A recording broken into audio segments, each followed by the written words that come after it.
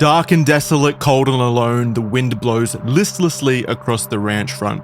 Timber boards creak with each gust. Nestled on a large swath of untamed land, the house sits as the only evidence of life. This is Skinwalker Ranch, and with it comes an endless amount of stories that lead to an unlimited amount of questions that themselves lead to the unknown and unanswered.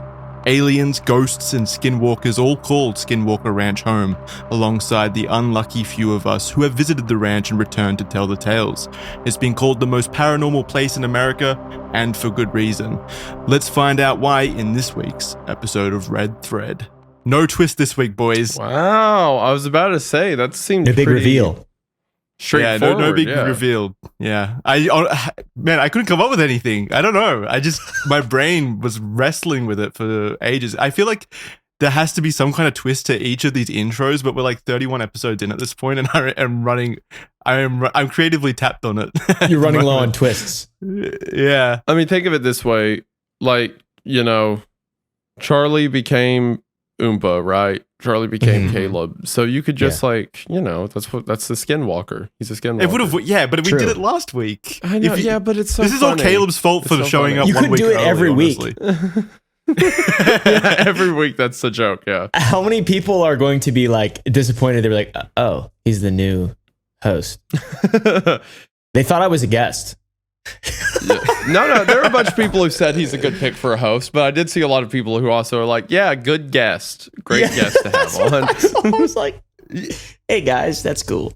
Did we not make it obvious that he's permanent? No, we did. People just don't pay attention. But yeah, there were a bunch of people who were like, oh, what a great host, a good pick. And then other people were like, what a great guest, good pick. Yeah. I think it was overwhelmingly positive in favor of Caleb, honestly. Every single comment I saw was very positive about I didn't see anyone Caleb. say anything bad about him. No, and if they were there, I deleted them. So. No bad mouthers. Yeah, good. Exactly. Yeah, keep those guys out of here. We don't tolerate that. Everyone seemed to love it. So, if they didn't, we were going to fire him on the spot. So thanks to you all, Caleb. We would have taken his job. Exactly. I would have loved to do that. It would be less of firing, more of like finishing out the osmosis from Charlie to me to who else would be. We'd find a new vessel. Yeah. Some kind of make him vessel. Go through another regeneration cycle. Yes, exactly. Yeah, regenerate my shell.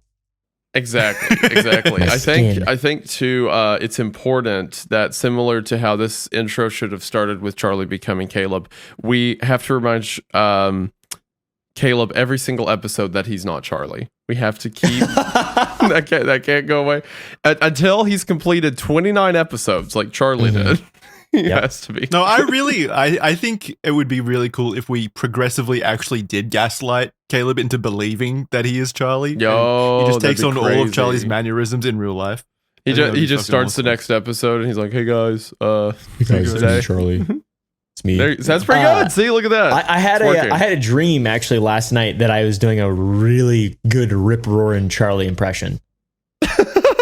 And I was like, every time I would talk, I was Charlie, basically. It was so strange. Wait, the night before you recorded the Red Thread, you had a dream that you were being Charlie?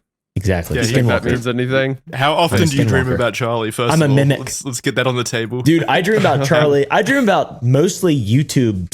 Like, my dreams are horrible, abstract, like YouTube. Whatever I'm doing throughout the day, I just redo that at night, but it's just weird and horrible.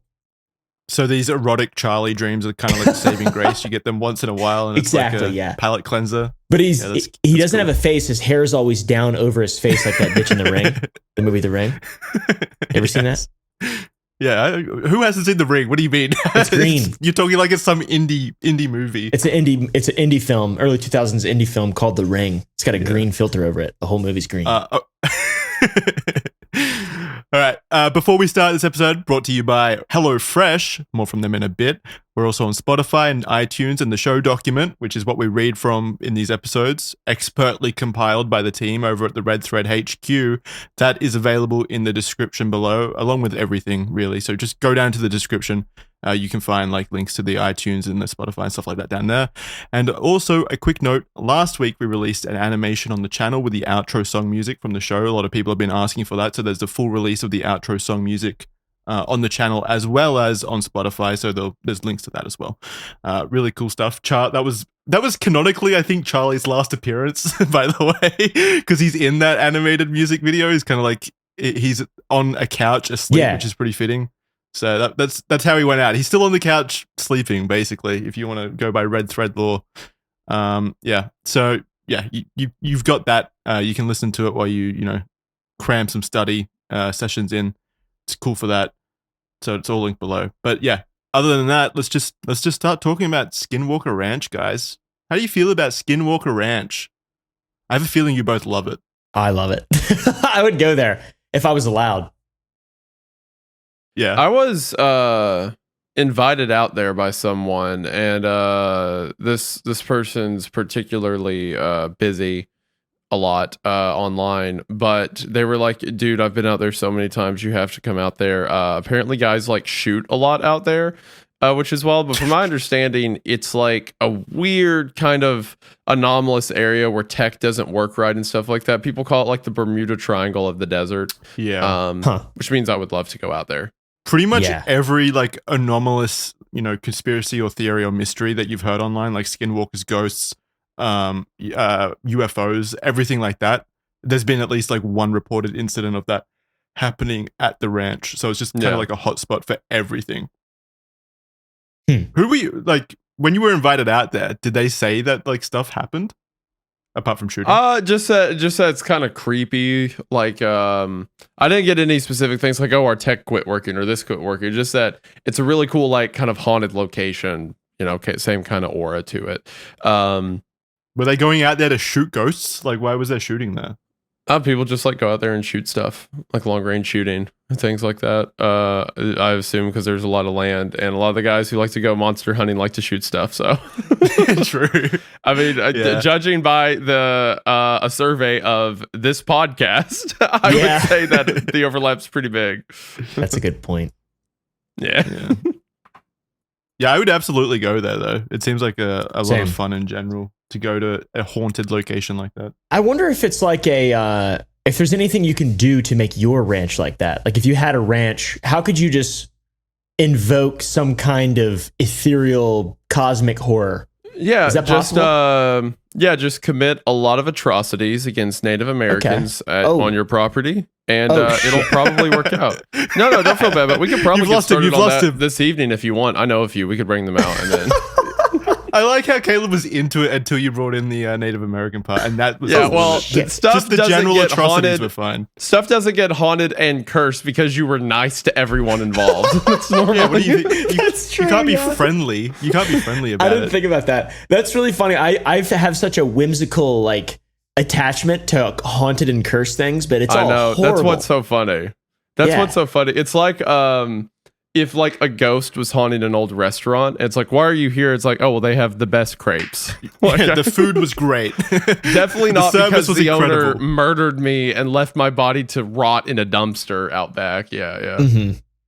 Yeah, because like the implication usually in ghost stories or other things is like the summoning is caused by some kind of negative emotion, right? Yeah. Generally speaking.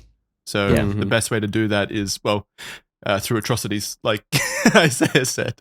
So good luck with that, Caleb. Hope you enjoy doing that. But for now, we'll have to, settle for Skinwalker Ranch. So who wants to take it? Sherman Ranch, more widely known as Skinwalker Ranch, is nestled in northeastern Utah.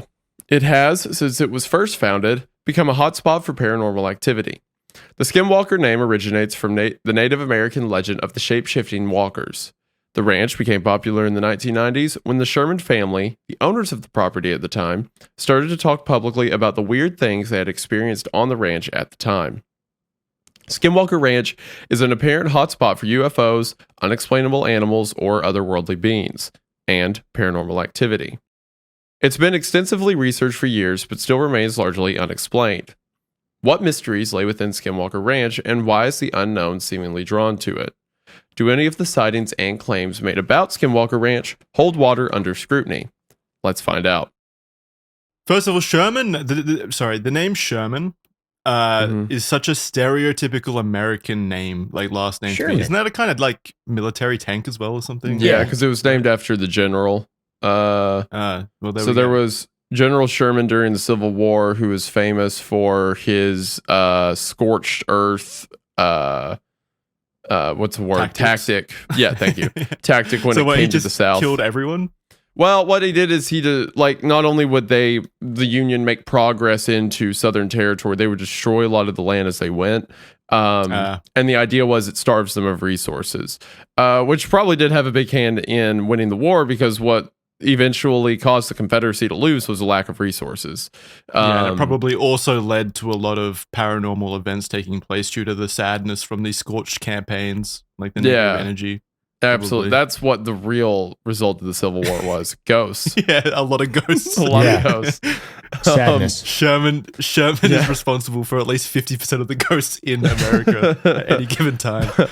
But Sherman had the tank named after him, the M1. I think it's an M1, Sherman, which was like a big tank during, Yeah, pretty cool to have a tank named after you. Yeah, most tanks are named after generals, like the Abrams tank, the Sherman tank, stuff like that. Yeah. All right. Yeah, you want to continue? First, we need to learn about skinwalkers, all right? Because it's obviously named, the ranch itself is named after skinwalkers. So we need to do a bit of digging into what skinwalkers are. 100%. So, the legend of the skinwalker comes from Native American folklore. Tribes such as the Navajo have orally passed on regular tales of a creature called the, and I know it's bad, like luck, or it's like bad practice to pronounce the names of evil Native American entities, but my channel name's Wendigoon. So, Ye Nald Lushi, which translates to, by means of it, it goes on all fours. Oh, that's such a cool name. That's a cool name. That's hard. What does the meaning actually mean, though? By means of it, it goes on all fours. Just that it runs around on four legs. Yeah. That's all it means. It's medium of movement. It's transportation. Yeah, but a lot of things do that. Yeah, but things that are human-like normally don't. Okay. This is just one of the many types of skinwalkers that exist in stories and tales, with skinwalkers themselves being called Antijuni. The tales themselves consist usually of a witch or a shaman who has the ability to shapeshift into an animal or take the form of another person. Skinwalkers gain the powers by performing dark rituals, such as killing a close relative. They move swiftly and quietly, often taking the form of wolves or coyotes. Many believe skinwalkers use their powers for personal gain, to create chaos and hurt others. They are deeply feared in Native American cultures, and their tales are of large cultural significance to those communities. Skinwalkers are said to be almost entirely animalistic in terms of behavior and physicality, and they are reportedly near impossible to kill except with a bullet or knife dipped in white ash. White ash is believed to have protective and purifying properties in Native American culture. How do you make white ash? Is it you just burn things, right? Yeah, but that seems pretty easy. Real hot fire.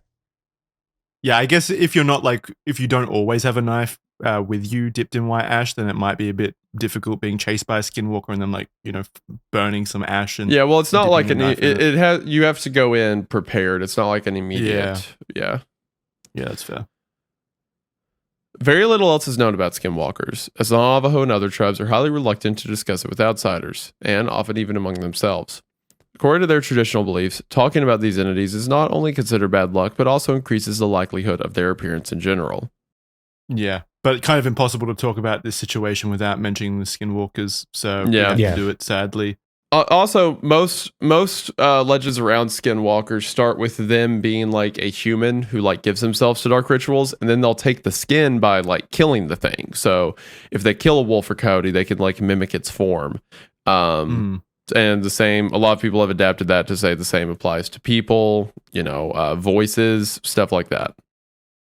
I find Native American culture really fascinating, how like their stories of like their folklore and stuff are all like mostly a lot of dark and scary stories that they actually can't tell without invoking the thing that they're talking about.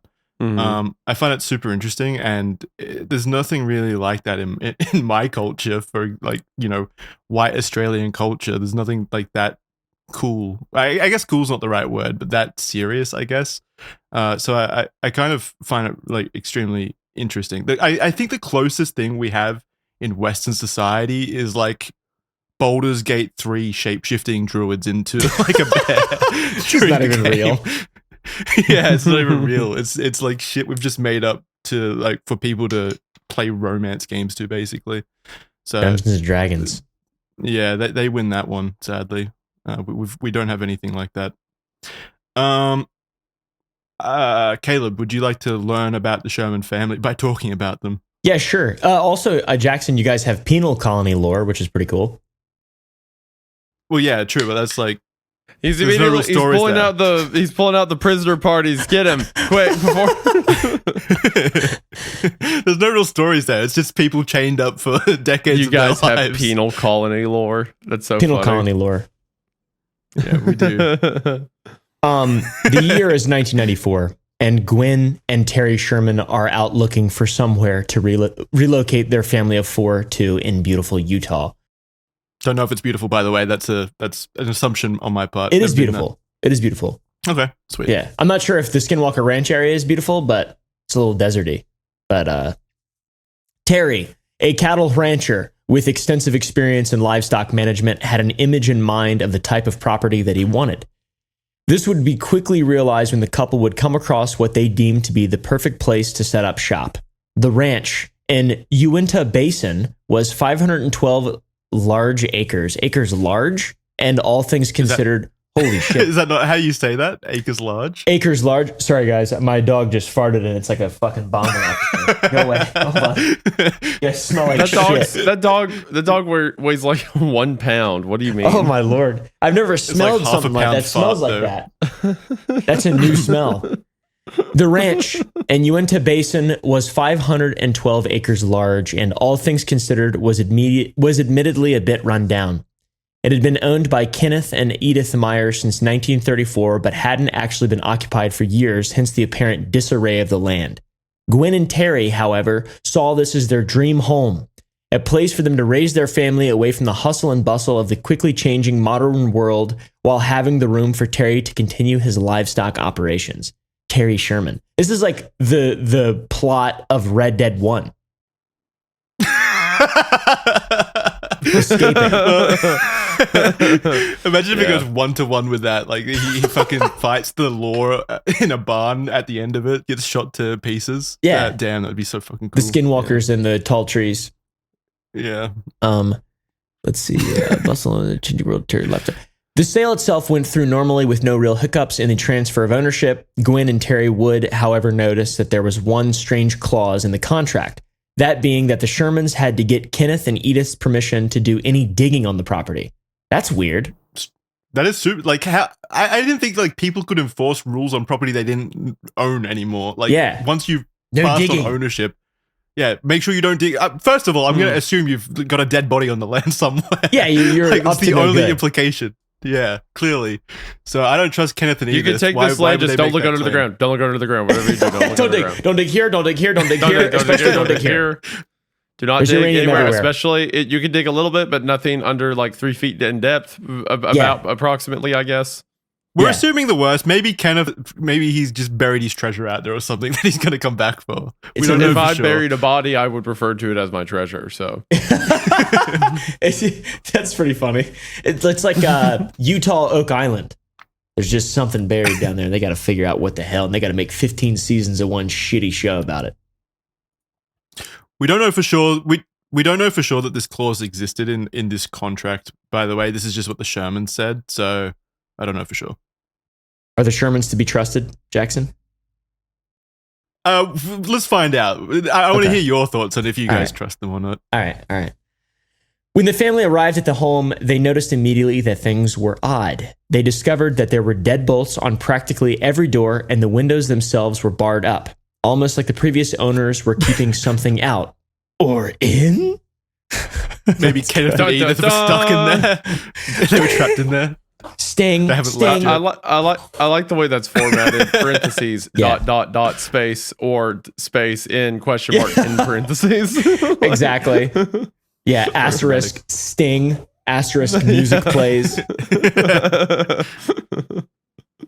Frankie, go lay down.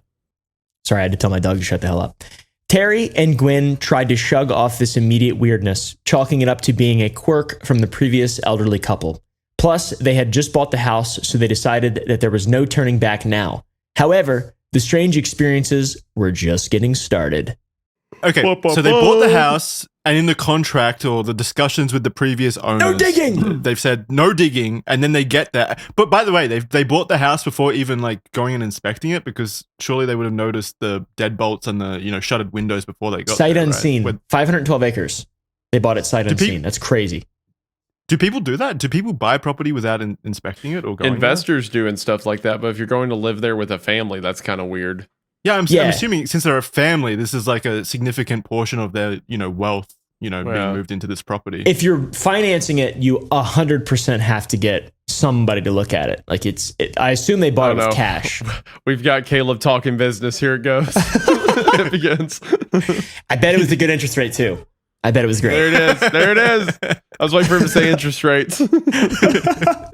Do you just rant about interest rates endlessly? I'm business. I have a pinhead, business head. He's very much like business oriented stuff. And if someone's like, "Hey Caleb, can I get advice on this like mortgage or whatever?" It's just like, and we'll see him in an hour. I love yapping. I yap in a good way. He's good at it. I do enjoy the yapping, and he's very business minded. But the moment he said, like, he reads all this about like there's bars on the windows and there's deadbolts on every door. That's you can't dig underground. And he's like, it's gonna be difficult to did they purchase this property sight unseen? That is not a good idea for an investment. Oh, plus you can't dig. What about mineral rights? What the fuck? See, not long after they moved in, the family allegedly came face to face with a wolf-like creature. The Shermans were outside tending to their cattle when they noticed the animal approaching them from a distance. The animal they noticed was unusually large and much larger than a typical wolf. So they said. According to them, it was the dog man. However, much to their collective confusion? Is confusement a word? Confusion, yes, that's probably better. I don't know. Can we leave a word? Can we leave? That's what. Can we leave confusement, please? I really like that word. Good.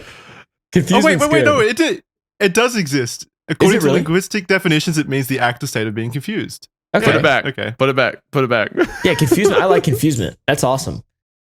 It appeared calm and non-threatening. The wolf creature walked right up to them, allowing them to pet it. However, within moments, so friendly. The situation quickly turned when the wolf suddenly attacked one of their calves, clamping down on the animal's leg. Okay, we got to talk about that. That's crazy. This is a weird... They pet it. Okay. Yeah, a giant wolf walks up to you, some creature that you've never seen before in your life. And you pet it? You let it... You pet it? Yeah, that's wild. But then it attacks. And what do they... Can we get more descriptors than wolf-like? What do you mean it was wolf-like? You mean a wolf? Yeah. Or do you mean it was like some weird hybrid thing? What are you talking about? Well, they said it was a wolf. They said it was a wolf, but much bigger than a typical wolf. But I don't think... Was it a naked man with like wolf body paint on him? Like, oh, bark, oh, like crawling around. Ow. Yeah, they just sit there petting him for 30 minutes. And then that guy just bit a calf's leg. Yeah. It was a Utah wild man. Okay, so it walks up, they pet it, and then it bites a calf's leg. Which would, to be fair, that is what wolves would do. They'd probably attack the calf. But the element of it walking up calmly and letting them pet it. That's insane. Yeah, that doesn't happen. That did not happen. Also, that did not happen. What a lack of good judgment by the Sherman family so far. This is terrible. These people, I feel bad for them a little bit. Also, so a wolf wouldn't let them pet them, but I also doubt a skinwalker would let them pet them as well, just to make that important, that note there important. I don't think a skinwalker would do that either. So something's clearly wrong here already with the story. Terry, alarmed, tried to fend off the wolf man by striking it with a stick, but the defense had no effect. Desperate and without other options, he retrieved a gun and shot the creature multiple times at close range. Despite being hit, the wolf... What's that? Just okay. I don't believe anything he's saying. This is continue. Crazy. Yeah, this is crazy. This is insane. Yeah. Despite being hit, the wolf showed no signs of injury or pain. Bizarrely, however, it finally released the calf and walked away. Afterwards, Terry and his son attempted to track it, but the animal seemed to vanish into thin air with the tracks ending abruptly. Shaken, Terry and Gwen Sherman reported the incident to their local wildlife authority, not the police, where they learned that it had been over 70 years since the area they lived in had any wolf population. What about wolf-like creature population? Yeah. What about naked men? Yeah, what about men dressed as wolf? What about furries? Yeah. What's the furry population of the town? It was Utah's first furry. That'd be so funny if it was just like a wolf fursuit. That would be funny. Most people have never actually seen wolves, though, in their lives, and many people expect them to be close in size to large dogs. This is not the case, as wolves are genuinely enormous. Yeah, so they said it was larger than normal wolf size in their description. But I have you guys seen a wolf before? Yeah, they're huge. Yes. They're gigantic. Like in person? In person? Yeah, at like zoos and stuff like that. I think I saw one on a roadway when I was a kid before. But yeah, they're like maybe Great Dane size, but even then they're way more muscular and heavy. But maybe Great Dane size as far as like height. I don't know how common they are in America, like how often you would actually see them. But especially since they hadn't been sighted in this area for 70 years or whatever. So my assumption would be that Terry and Gwen Sherman had never seen a wolf before, and maybe they did see a wolf this time, and it was just that much larger than what they expected wolves to be, since they are like enormous, like way bigger than normal dogs, even large dogs. It could be that it was a rabid coyote and they're just liars. True, yeah. The whole thing about like it came up to them and then did they say that they petted it or that it was close enough to pet? No, they petted it. Okay, that's insane. A wild wolf does not let you pet it. Yeah, imagine an enormous wolf walking up to you and your first fucking thing that you do is pet it. That's not how those animals work. That's like those kids who go to the ocean and they're like, a group of dolphins came and let me ride them and we went out to the ocean and they showed me a wonderful world. Like it's like no, that didn't happen. So Shut unique. up. Yeah, it's not how wolves work. So yeah, you're so cool. You're right. Nature loves you more than it loves anyone else. You're so right, King. Yeah. Why wouldn't it maul them to death? Why did it go straight for the calf? The calf. The calf. Yeah. Both.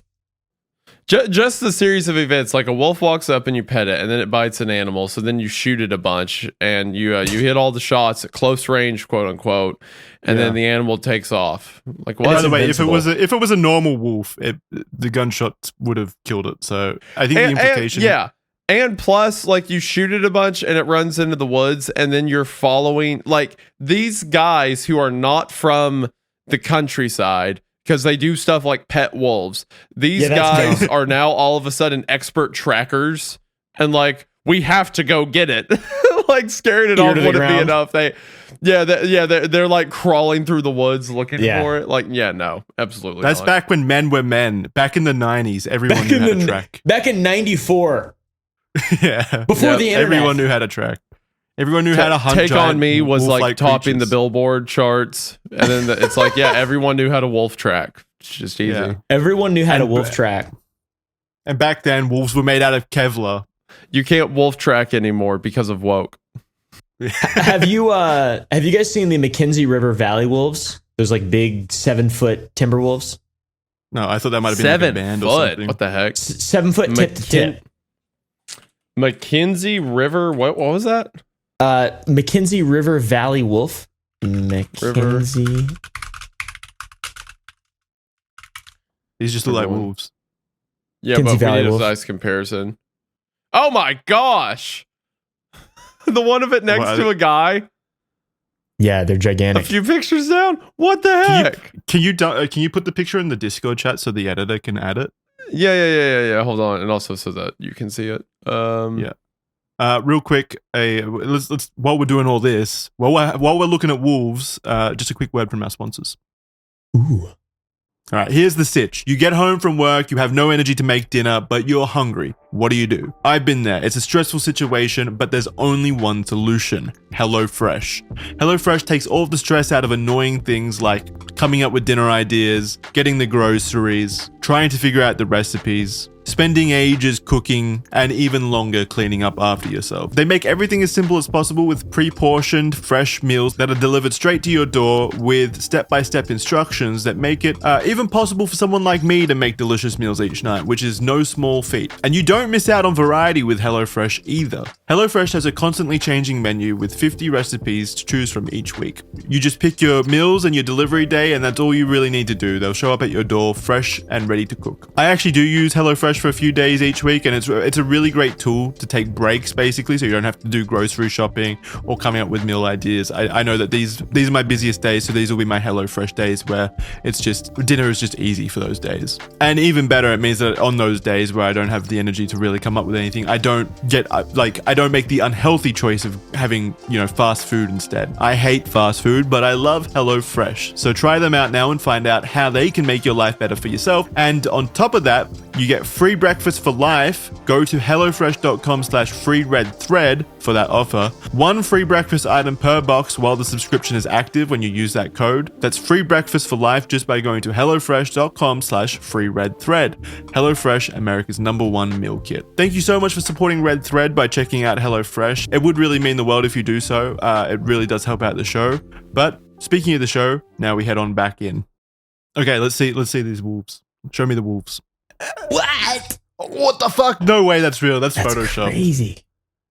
That's Photoshopped, surely. I have a pug. No, I've seen these. pictures of them. They're like bigger than people. Way bigger than people.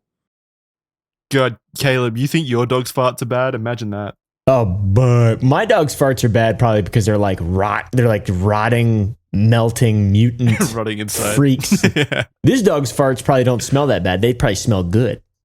They probably smell like nature. Mm-hmm. Yeah. Nature and grass. They smell like petrichor. Right, Isaiah? Yeah, I'm sure that their farts smell like petrichor, Caleb. Petrichor, that's the smell of rain, right? Smell of dirt. Rain. Dirt after rain. Yeah. Yeah, that smells good. Yeah, that's a big fucking wolf. That's a big wolf. I tell you anyway, what were we saying? So this story's fake? Yeah. Clearly, every element, like we petted it, but then it attacked our calf, so we shot it and we tracked it through the woods. Like none of those things happened. And it was you lied about everything you the just strongest said. wolf known to mankind. Yeah. Either A, they missed, or B, everything that's all fake. Or it was some kind of weird robo wolf from the future sent back in time. Might send back in time to kill John Connor, to kill Terry Sherman.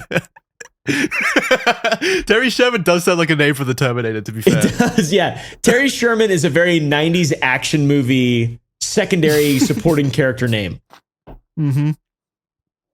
Okay, I want everyone to know I'm looking at pictures of these giant wolves, and yes, they are huge. But I am now just getting looking at pictures of furries at the moment. I am now getting vor fetish content. Yeah, there we go. Yo, knew it. It's a natural cycle. Wolves are a gateway drug to a bunch of weird shit. Yeah, you start with wolves, and then you start wearing wolf clothes. Yeah, what's with? Is it werewolf? Why are so many furries wolves? Why not like a dog or something? Why is it always wolves? Well, you want to be like the strongest cheetahs. version of... If you're going to pretend to be something, you want to be the strongest version of that thing, right? No one wants to be I guess, like a but pug. I've never associated like people's personas with like strength, you know? It's you always haven't, been just but they like... do. Nobility, maybe. I guess. They want to be like... It's like wanting to be a knight or something. I'm a whoop. I'm sick of the whole sticking to like canine animals. Like, I want to see like a Toucan Sam kind of thing going on. Like maybe some birds. They're lame. What? What? Birds Why? suck, dude. Birds suck. What do you mean birds suck? They're so I'm fucking anti-bird. sick. There's so many different... Why are you insanely anti-bird? anti-bird. Why? My gosh, these wolves are big. Give me one bird positive. Give me one good thing birds do. They can fly. What do you mean? That's so lame. You know who else? You know what else can fly? Us. I mean, a lot of things. Through our indomitable human spirit of creation, curiosity, and technology. Okay. But Okay, I have to hold pay on. money to do Are you that. telling me you don't think stuff like eagles are cool? Yeah. Well, come no, on. of course I think eagles are cool. You but hate that's America. one species. That's one species. Raptors are cool. But chickens are hawks. not.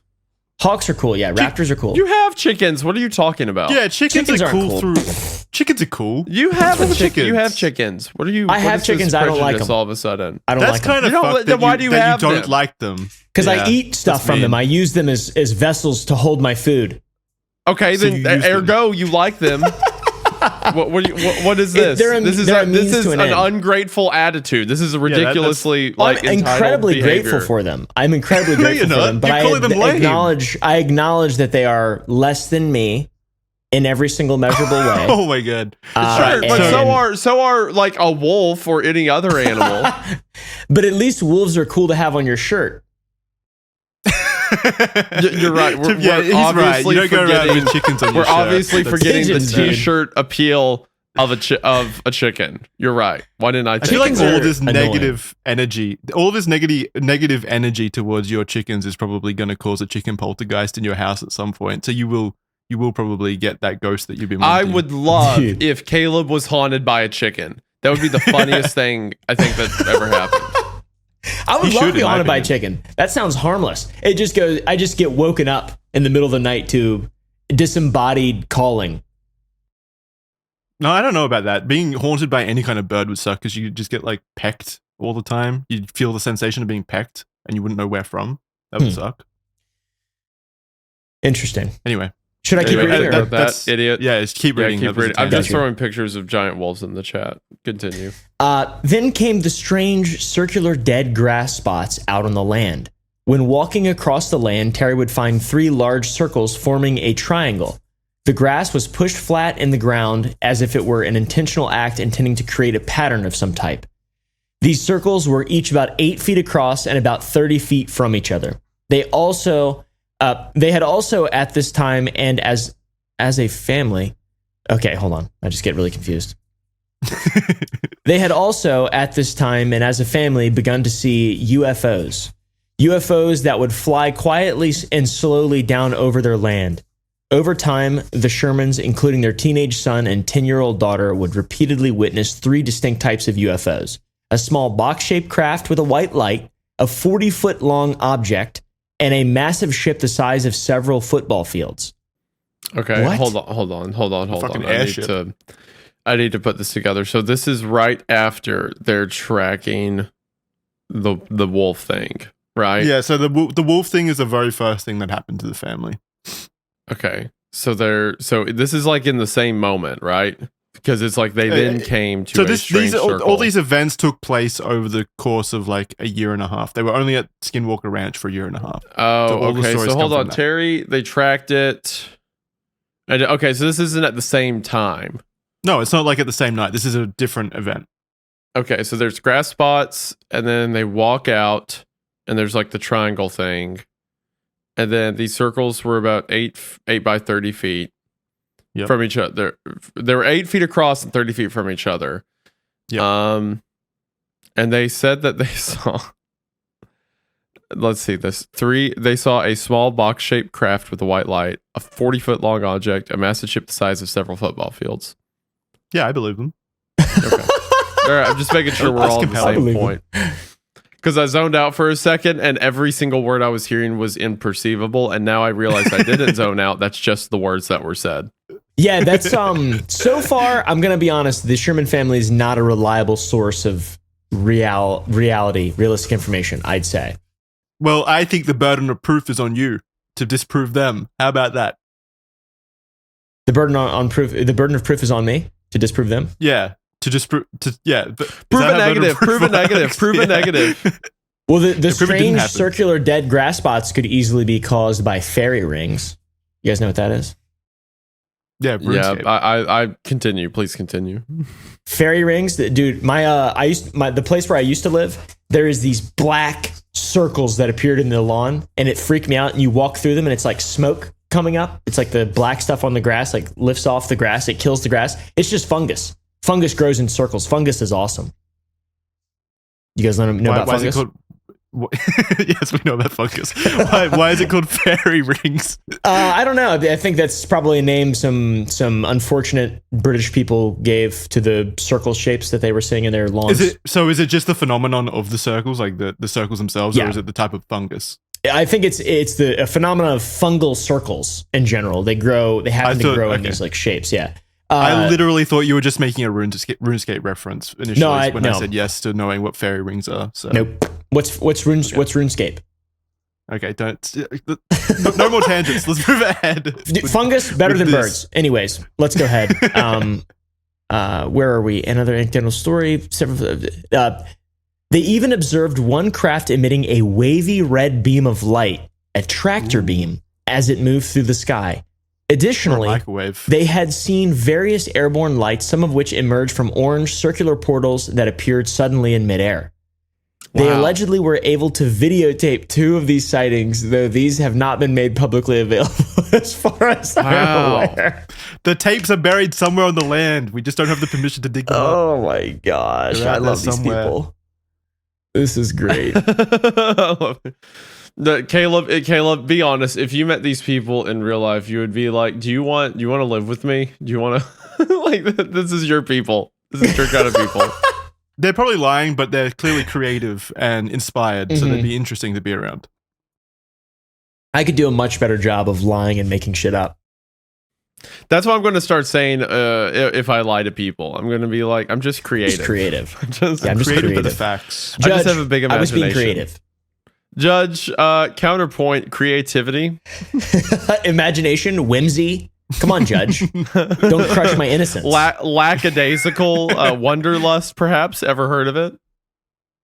You wouldn't jail a man for being creative. Judge, I'll have you know these explosives were not improvised. I spent a very long time making them, okay? Yeah, that's funny. Another anecdotal story. There was an instance where an orb appeared in front of the family before flying off. The dog began to chase it. The dog quickly escaped the Shermans, and when they went looking for their lost pup, they stumbled across a burn mark in the group, shaped like a perfect circle. The ground. Okay. In the ground, shaped like a perfect circle. Again, very similar to crop circles. So one thing that's interesting is most crop circles are explained and done by humans. Drunk farmers. But there are, exactly. But there was a study, I think in the early 2000s or 90s, where certain crop circles, the way that the plants, the vegetation was folded and braided, it was only possible for microwaves to have done it, to be able to like heat up the stalk, and then they fold over with heat. So it's unlikely that drunk farmers did it. Anyways, drunk farmers can own microwaves, but not probably to the degree that you're talking about. No, probably not to. Yeah, go ahead. No, go ahead. I was just going to say, so they're saying that it took their dog. No, the dog was recovered eventually. It just led them. All right. It just led them to the crop circles. I don't think we're getting invited to the fucking Skinwalker Ranch, to be honest. If Terry and Glenn still in this place, I thought you guys would be like way into believing this. Honestly, I thought you guys were cool. Crop circles and orange lights. Who do you take me for? I'm a man of dignity. Thank you. I have principles. Science. Yeah, I am a man of science. Okay, I have my reasons, and I don't appreciate people that make the true supernatural stories look discredited. Exactly. Caleb just literally gave you a scientific explanation for this microwaves. Mm-hmm. No, listen, Jackson. That's like being like, oh, you think JFK was killed by the CIA? Well, you must believe in flat Earth. Like, dude, these are two different things we're talking about.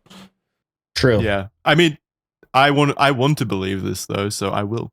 Yeah, I want to. I want to go there, and I want to just feel it. I just want to get out there, and I just want to feel it, see how it is. Yeah, I want to feel the microwaves, some shit like that.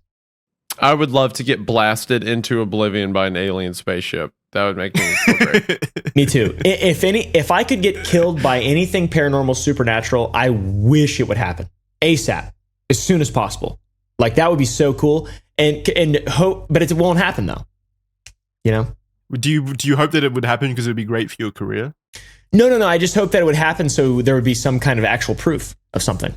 Oh, right. You want to be like the martyr that proves that these things exist. Exactly. Right. Yeah. Makes sense. But you won't be around to really notice the effect of it. Well, yeah, I won't be around eventually anyways. So might as well go out with a damn bang. Yeah, true. I guess. Similar to crop circles, Terry would also hear strange male voices talking to him from above, out of nowhere in an unknown language. It was just like Japanese or something. Yeah. It wasn't. It was the yen not dollar. like a demon tongue or something. It's just a Japanese ghost. His dogs would go berserk when this would happen, barking and growling before running away to the safety of their home. It was around this time that they started to find their cattle dead and mutilated. I do think that's the most compelling part of all this is the cattle mutilations, because that happens a lot. Not the giant dogs. Oh, I mean wolf. Well, that's just nonsense. But if the cows are getting mutilated to the degree that we're going to find out that they were mutilated to, surely this kind of adds, credit to the idea that there's a giant wolf out there mutilating these cattle. That's the way that they're mutilated, though. Isn't it strange? Isn't there like skin removed from their bodies and stuff? Yeah, you'll find out. It's pretty gross. The first mutilated cow that the family found was very peculiar. It had no blood, but was otherwise normal, except for a hole in one of its eyes. Okay, so a hole in its eye, but no blood. What? Wait, what? Yeah, why is it phrased that way? It's like it had no blood. Other than that, pretty normal. What do you mean no blood? I don't know what it meant by no blood either. I think it was like drained of blood, I guess. Yeah. Is the implication that all the blood left through the hole in one of its eyes as well? I think that is the implication. Leave my normal bloodless cow alone. Okay, it's had a hard day. Wants to get through it. So they put a hole in the eye of this poor cow and then like use a straw to slurp out all of the fucking blood. Ew. Exactly. Sucked it. Dude, aliens are weird. It permeated a strange smell, described as a sort of chemical smell. There was no evidence surrounding it, and that there had been any other animal or individual around at the time of the mutilation. Then there was another with the same hole in the same eye, but also another one down by its rectum. That's just. I couldn't determine if it was his asshole or if it was an additional hole. The previous one had it. This cow has a weird hole in its butt. What could it mean? That's such a funny thought. Why does this thing have a hole in its butt? Why does it have a hole in it's the back end of it? That's so weird. What is this? That's so weird. Crazy. What's that even for? Yeah, let's see. Same time. The smell again was present. There was a sort of precision about these mutilations, and they weren't as gruesome as other reported cow mutilations through time, where the cows would be found gutted and torn apart. Several cows would also simply disappear with no one in the family knowing where they went. Trying to track them, the Shermans would follow the hoof prints until they just stopped. Like the cow had been lifted up and carried away by some airborne vessel. Which, if we remember right, that's what happened with the wolf too. Tractor beam, potentially, yeah, and that's maybe what the crop circles were for. They were showing. So hold on, are we under the impression then that the wolf is unrelated to alien sightings? These things are just happening at the same time. Yeah. Because if the wolf was just randomly picked up by a tractor beam, that means the cow is too. So that means this one property coincidentally is having an alien invasion and skinwalker attack at the same time. Well, okay, just working with what the information that we have currently, what if the wolf was a skinwalker, but it's aliens that have the ability to skin change or skinwalk, basically? And so aliens are skinwalkers. And so that was an alien that came down, skinwalked into the wolf and attacked the cow. I know this is kind of like the lame question to ask with, UFOs, alien entities, but what does a galactic, capable being that's able to travel the universe and stuff like that, why does it want to dress as a wolf and kill cows? Yeah, well, I don't understand, like, throughout all of history, all of the fucking alien stories that people have are like, oh, it kidnapped me in the middle of the night and probed my butt. Like, what? Yeah. Why are all the aliens so, I'm almost convinced that all of those people was just like the CIA. That they were just probing people for something or other. Yeah, I would absolutely believe that the CIA was kidnapping people in the middle of the night and probing their asses. I'd do that if I had unlimited budget. All right. Okay, Caleb. Okay. If I was Mr. Beast. No, Caleb. All right. Anyways, that's the end of Brett's friend. Caleb, if Caleb has infinite money, he's immediately going to start just redacting people. Oh, but if I have infinite money, I'm going to be doing some experimentation. All right, I got you. Let's just that's good. I guess we know where it comes from. You always hear people who like do evil things, like Epstein and whatnot, and it's like, I wonder if I wonder when that happened. And then I think from what Caleb just told us, it's just always there. It's a matter of resources that's holding them back. So at least Caleb's upfront about it, though. That's what I appreciate about Caleb. He's on. I'm gonna do my experimentation with birds, though. No, you leave those chickens alone, man. On the note of the mutilations, cow mutilations were a phenomenon that exploded in popularity in the 70s, with cows across the country mysteriously being harvested in similar ways to what the Shermans had experienced. As this was a popular activity that was widely discussed, it's possible that the work was that of a copycat, or the Shermans were inspired by the discussions at the time when doctoring the story itself. That makes a lot of sense. They just lied. Is there any pictures? No, there's no pictures. Of course there's no fucking pictures. What do you mean? What do you mean are there pictures? Of course not. I mean, I don't know. And throughout their entire story. Remember, this is the 90s. Like cameras were pretty, common in the 90s. Mm-hmm. So it's not like with all these weird things happening, they wouldn't have had a camera available to take pictures of the things that were happening. Kodak. And yet I mean, they themselves said they have footage of the UFOs or whatever. They just haven't publicly released them. So obviously they have a camera if they're taking videos of UFOs. Yeah. But for some reason, they're not releasing it. So what does that tell you? They're not technophobes. It certainly leads me to believe that they're lying. Yeah. I think I realize I'm being too much of a realist here. I think it means that what they've seen is too great for those who aren't willing to believe. It's too scary to release that publicly. I like that. That's a good, yeah. That's true. That's a good. They're not worthy. They're not worthy of the revelation. Yeah. There you go. So I think that's what happened, actually. It's hard to know for certain, as no evidence of much of the story is available publicly. It does seem quite unlikely that the family would have collectively concocted the story in such explicit detail, however. For example, the third cow was said to have a 6-inch wide, 18-inch deep hole cored out of its rectum and extending into the body cavity. Holy shit. That's graphic. Deep. That's a big, that's a lot of detail, right? For this family to come up with. Also, 6 inches wide, 6 inches in diameter. That's huge. Yeah, that is massive. Yeah. That's a giant gaping cavern. Ouch. Yeah, in this cow's ass. Ouch! It's like you got hit with a giant apple core. Ugh. Yeah, wait. Yeah. Why was this glossed over? By the way, they're like, oh, this cow's quite interesting. It's got a hole in its eye. Don't mind the giant fucking cavern in its ass that's been like cored out. Like, what do you mean? That's way more like wild. Damn hole in this thing's ass, 6 inches in diameter, 18-inch deep. What the fuck? Did they get a tape measure out for that, by the way? Those are very specific numbers. This cow got cored like an apple.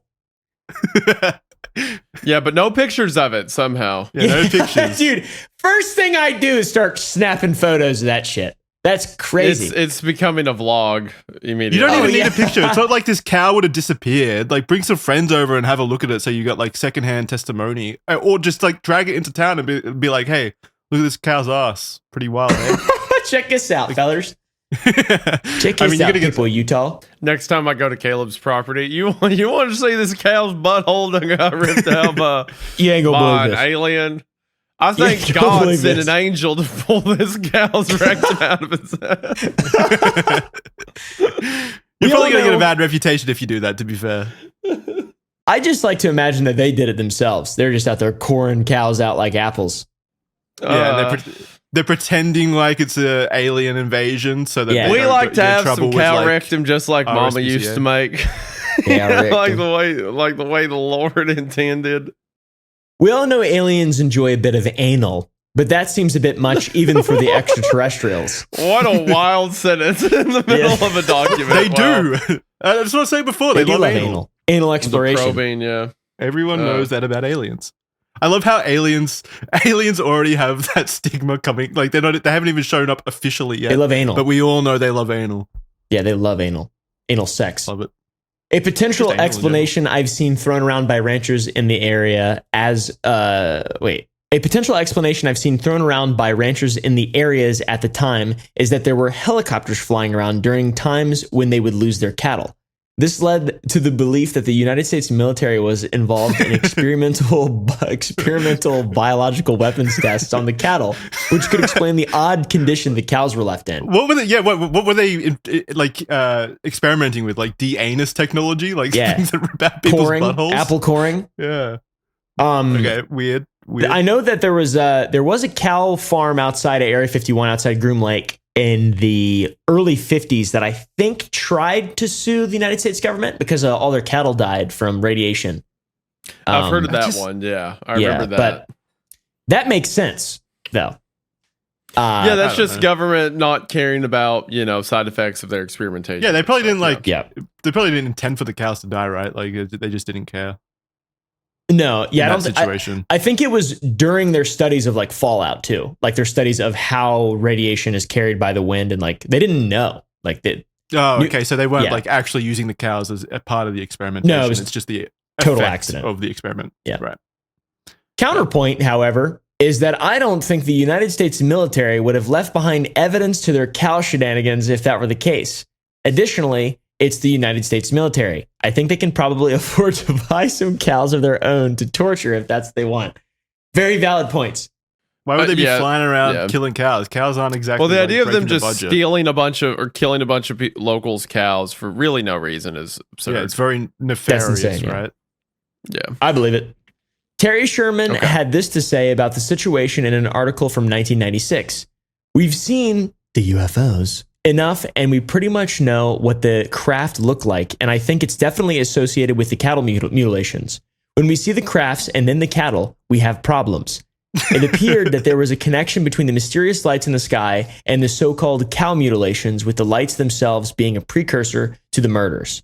Mutilations. It's also important to note that there wasn't a sentiment that was rare at the time in that area. It's also important to note that it wasn't a sentiment that was rare at the time in the area. So like people were used to getting their cows cored like apples. Yeah. Like you were saying, well, not the coring, but like the cow mutilations themselves. Oh, stuff killing them. Sure. Yeah. Plus people in the area have seen UFOs, and they were discussing like UFOs at the time as well, which may have added to the families, using this as a backdrop for their stories, basically. Like all these discussions generally were popular in the community. Yeah. There were certainly a lot of people in the surrounding towns that shared similar stories, especially among cattle ranchers. This is an apparent UFO at Skinwalker Ranch. Are you sure this is not a bird? This is clearly a UFO. I see those every day. It is unidentified. It's a flying object. It's unidentified. The family were also plagued with nightmares, their dreams filled with weird alien-like beings. Terry has said that in his dreams, he felt a strange sensation like he was in two places at once. On top of this, I have those dreams. I have those dreams and I'm not being haunted. Dude, I have dreams where I'm fucking flying through space and time. Like what? That's of course dreams are insane. On top of this, the family was dealing with poltergeist activity in their home. Objects would move on their own. This is the most cursed family of all time. They've got everything happening to them. Let's count this up. They have an alien attack. They have Skinwalker attacks. They have government attacks. They have ghost attacks, and they have no proof attacks. Of any of it. And they have taken zero pictures or even considered telling someone else to come. Supernatural Munchausen's is what it is. Yeah, I think Supernatural Munchausen's is good. Yeah. I like that. Yeah, I actually feel like it probably is that. Like they've just seen all these stories and they're just like, yeah, we can add that to Skinwalker Ranch. Mm-hmm. Sure, yeah. I'm surprised there's not like a home invasion added in here. Maybe a couple of vampires, Yeah. There was a limit to their creativity. They're getting attention for all this stuff too. My very basic mindset when it comes to all of this is, do the people make money off of it? Yeah, find who's benefiting from it. Yeah. Yeah, like all the haunted house shit. If someone's making money from it, it's just so hard for me to believe that it's real. So hard. If they're making money from it, they're inherently motivated by, financial reasons. So to perpetuate it. It's their business. Biased, yeah. Yeah, they add layers to it. I would, I wouldn't kill a mutilated cow for money. But if it's part of your haunted house and you're trying to make that, it just makes more sense. That's the path of least resistance. You said you wouldn't mutilate a cow for money. No. But you would mutilate a cow if it led to your haunted house making money? That's the same thing. Well, I personally wouldn't, but if I'm saying hypothetically, if I was them, someone would, yeah. Yeah. If I personally, myself, I wouldn't in real life. But hypothetically, if I'm at the Skinwalker Ranch, my name is Caleb Sherman, and I'm like the rotten cousin. So you wouldn't do it to cows, but chickens, on the other hand, fair game. I wouldn't mutilate chickens either. No, I wouldn't. No. Good. I would pop their heads off, but no, not you. No. Chickens are cool. Their heads pop off real easy, guys. The Shermans, understandably, that's not where I was. I just tried to immediately start. I thought it'd be funny. Let's see. Objects would move on their own. Okay. Yeah. I apologize. Sorry. I'm a fool. Objects would move on their own, and everyday household items would just disappear and be found in the most unlikely of places. The Shermans, understandably, became increasingly uneasy and tense. They would feel like someone was always watching and following them, seeing shadows move out of the corners of their eyes. In addition to that, their livelihood was negatively impacted by a large number of their cows and livestock mysteriously disappearing or being mutilated over the course of the year. Stop killing them if that's what you're doing. Yes, like fucking Terry Sherman's taking a cow out each night and fucking ripping out its anus. Like obviously, I got a fix. He's out there pulling his cow's buttholes out, and he's like, "With this has to end. It must stop. We're going into the red. This has to stop." This all took a huge toll on the family, and deep down, they knew they couldn't live there anymore and needed to get out. Right. I can take the next part. I can take it. I haven't read that. I ain't read you haven't read much. Yeah, go. All right. Trying to leave me out, trying to cut me out. What? You think you and Caleb are going to run this podcast? Is that what you want, Jackson? No, I bow to you, my liege, please. It's more like it. That is the kind of attitude we need on Windigoon Project number 8. After only 18 months of ownership, the Sherman family decided to move out. They did an interview with local newspaper Desert News, published on June 30th, 1996, detailing their terrifying experience living on the ranch. The immediate reaction from the public was mixed. What the Shermans were claiming was happening on the property was pretty crazy, and many were skeptical or thought they were misinterpreting natural events or were overanalyzing and dramatizing mundane events for attention, especially those who lived locally to them. As the news article gained traction, it began to snowball, bringing in even more attention to the topic. So, people who knew the Shermans were like, "This is fake." That's pretty telling. Well, not knew them, but like just people in the local town, basically, like the local city or whatever, wherever Deseret News is. Like people were like collectively being like, "This story's whack." Yeah, all the other farmers are like, "What? What do you mean?" No, there were definitely people supporting them, and even in the article, like the writer, the journalist of the article, spoke to other farmers and stuff who kind of corroborated the stories of like cow mutilations and seeing UFOs and stuff. And I think there was a part of the article where the journalist was talking to like a high school teacher who was also like a avid UFO watcher, and he was like, "Yeah, I completely believe it. Everyone here has been abducted at least once in their life." Basically. What? So, yeah, that's what he said. That is crazy. Yeah, I believe him. I don't believe shit these people are saying. No, I think he's got a good heart, Caleb. Skinwalker Ranch also made its way into the media, with books and movies about the paranormal experiences being made. The book, Hunt for the Skinwalker by Colm Keller and George Knapp, was released in 2005, and it is the first time the ranch would be called by its modern moniker of Skinwalker Ranch.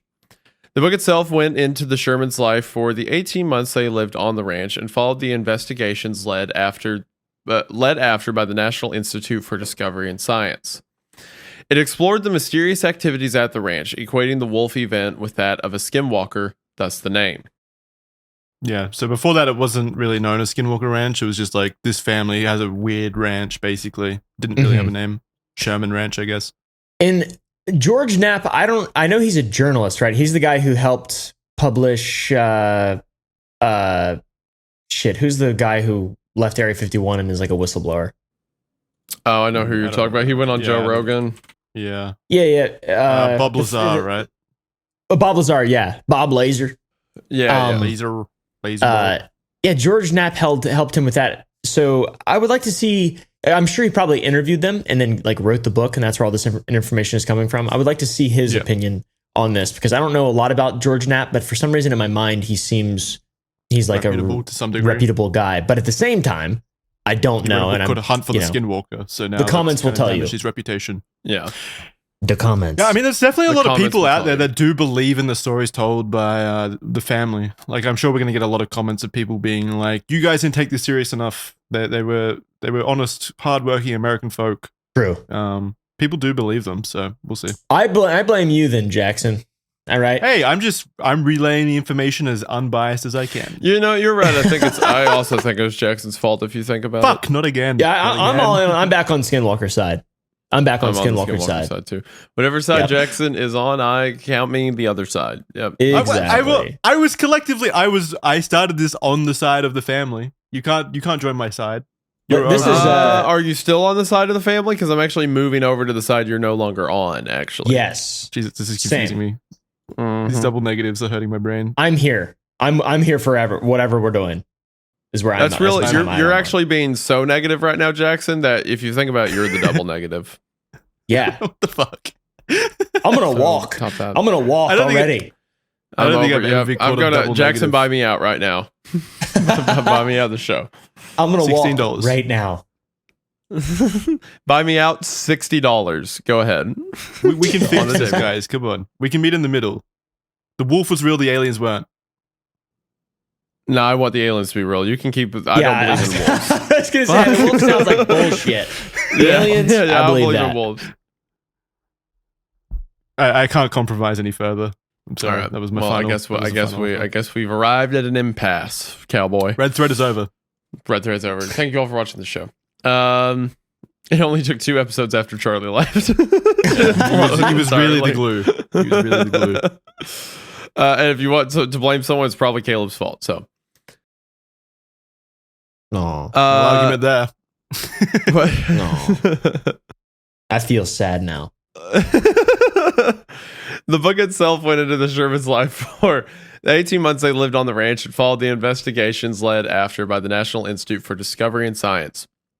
Explored the mysterious activities at the ranch, equating the Nitsky.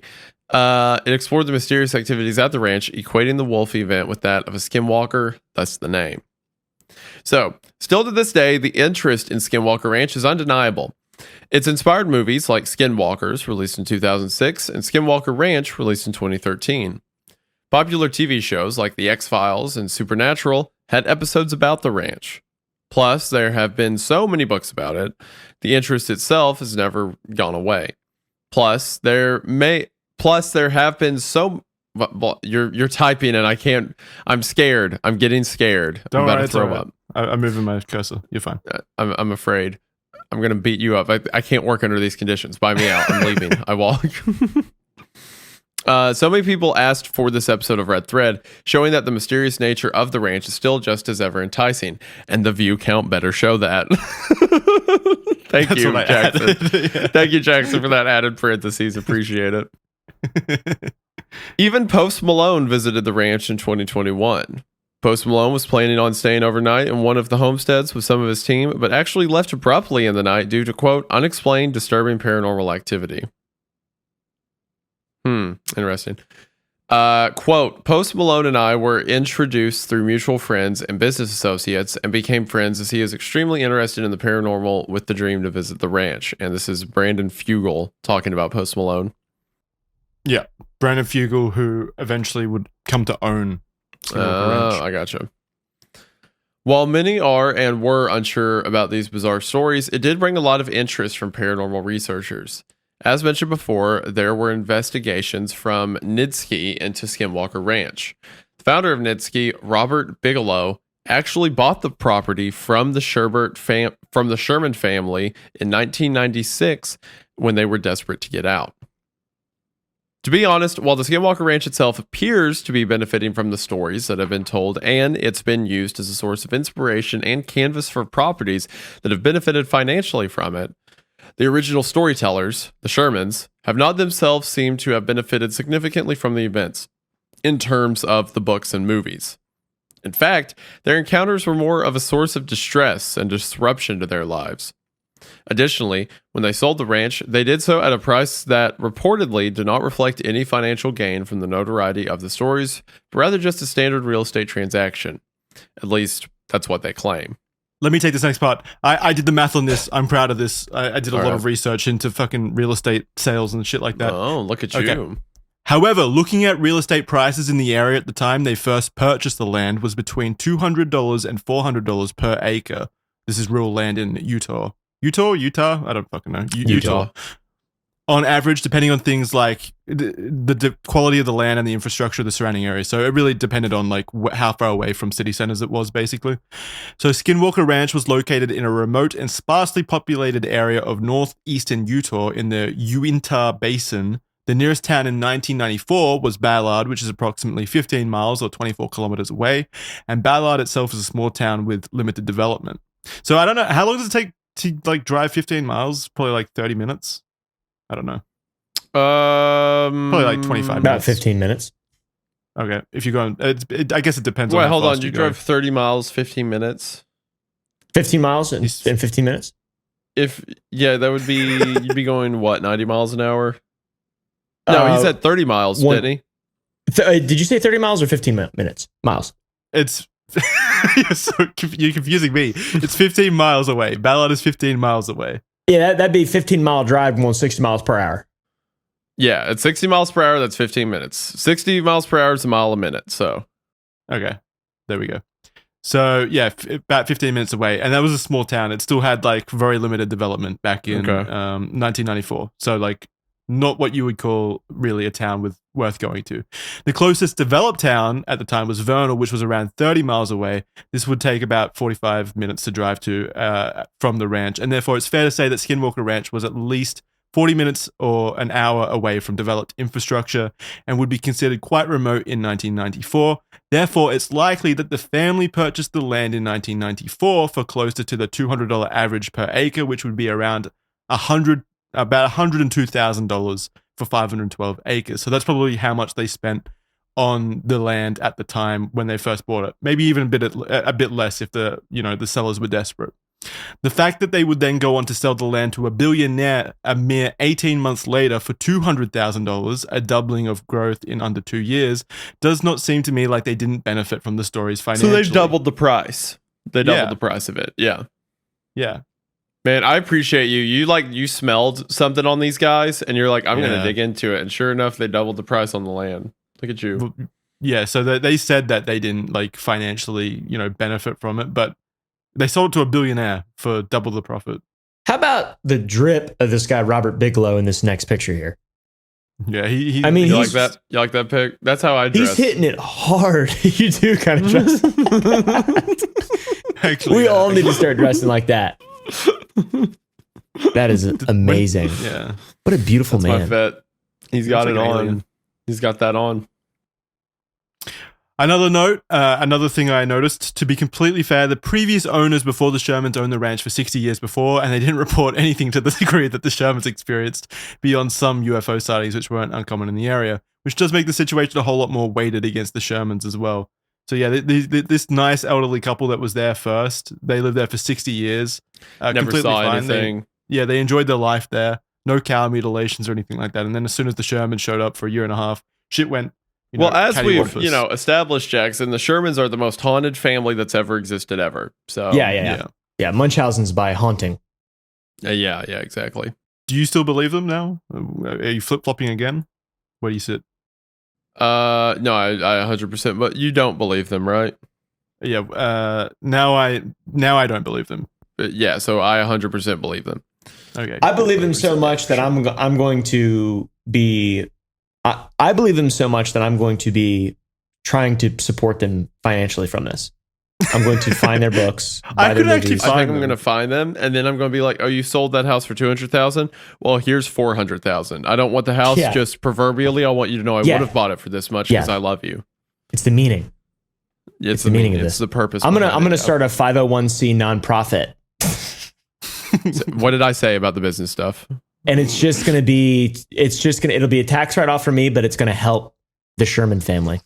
That's how much I'm on their side. Caleb's just going to give them like free business advice, free banking advice. For emotional support. I think they own Sour Boys now, don't they? I did. I gave them that's what I heard. 100% of Sour Boys. Yeah, I did. Yeah, that's what I thought. Yeah, Caleb even took percentages from other owners and passed it off to them. Yeah, that's how much he likes them. Yeah, exactly. Congratulations to the Sherman family. You deserve it. Mm-hmm. Yeah. Now, let's tackle the Nidski. Robert Bigelow founded Nidski in 1995, a year before he bought Skinwalker Ranch. Robert himself was a billionaire, having amassed his wealth primarily through real estate and the hospitality industry. He founded Budget Suites of America, a chain of extended stay apartment hotels, in 1987. He would then use the money to fund his interests in space explorations and the paranormal. He liked me for real. Let's go. Dude, that's he just awesome. liked me for real. Let's go. He becomes a billionaire and he doesn't go to an island with children. He funds paranormal investigation. Well, Let's go. We don't know that he may have still gone to Epstein's Island. No. Like if you're that obsessed with aliens and skinwalkers, you're not even thinking about sexual relations. You've got morals and you have better things to do. Okay. This guy's the GOAT. I love him. No comment. The GOAT. The idea for the acquisition of Skinwalker Ranch was to fund research and study projects delving into strange paranormal topics, weird phenomena, and the UFOs said to frequent the ranch. Robert had heard about all the strange happenings at the ranch from the article in the Deseret News and knew that he wanted to investigate more. When Nidski took over the ranch, they immediately established a secure perimeter, set up multiple observation points, and set up instruments to monitor and record any weird activity. That is so cool. This guy's living the dream. That is so cool. And he was able to operate all this machinery remotely from Epstein Island. What the hell? Caleb, you and I need to get our game up. Dude, we need to get into the billions. What? We need to get into the billions. Because we could do stuff like this. We could set up like companies to paranormal investigate stuff. Yeah. That would be really cool, actually. Non-ironically. This was even before like YouTube where he could vlog or get like Twitter notoriety from it. This was love of the game. Passion project. Yeah. He was about it. Where are we at? Ranch. Okay, yeah. On board, there were scientists such as physicists, biologists, engineers, and also people who were previously in the military. They utilized high-resolution night vision and infrared cameras around the property, along with motion detectors, magnetic field detectors, radiation detectors, and more to capture any visual evidence and also environmental changes to detect anomalies or paranormal activity. Occasionally, they would use helicopters to monitor the property from above. They tirelessly kept track of the property and any strange happenings that occurred, also conducting experiments to try and provoke unusual activity. What did they find? The NIDS team did report incidents of UFO sightings, electromagnetic and radiation anomalies, poltergeist activity, animal mutilations, and creatures and apparitions. But in the end, their research into Skinwalker Ranch ended up not being very conclusive. Anything they did allegedly look into, they couldn't find the origins of the phenomena. Money, sadly, could not buy them the answers. Also, they didn't release it. They didn't release any of the data, by the way. I think that's important to clarify. That's lame. Or show pictures. Yeah. They just said it happened. Yeah, they just said... But they all keep saying this, even though like we have an infinite amount of ways to capture like photos and videos now super easily, especially at the time. And with that billionaire's funding... And still, they don't have any like concrete proof of things happening. That's nonsense. Sussery. That's why I need to get into the billions. Isaiah, me and you are going to get into the billions, and we're going to go redo this Part Dukes. We're going to I think buy you and I Skinwalker think Ranch. that needs to be our goal. Me and you need to go really hard for a few. I mean, you already are, but I need to up my game. Go really hard for a few years so that we can buy a bunch of haunted properties, and then pay people to monitor them under some collective web of like supernatural research. I would be thrilled for that. Really, I would say cool. we could invite Jackson on board for it, but Jackson's a hater and doubting us right now. So I don't think culture. That's the kind of thing we need in the team. Hey guys, I can culture, get hard only too. penal I can get lore. hard too. Please, I can get hard too. We can do this together. You have no culture, Jackson. I don't think lore. you can get hard. I don't think you can, Jackson. You have penal lore, and that makes you worse than us, lesser. Yeah, us Australians have penal issues. Hey, let me ask you a question, Jackson. As an Australian, what do you consider a long drive? So much longer than you guys. I need to drive like 2 hours to get anywhere from where I am. All right, that's fair. I hear Europeans all the time be like, oh, my girlfriend lives 45 minutes away. It's so far, I can't see her or whatever. It's like, were you seriously expecting like that to be the case with Australia?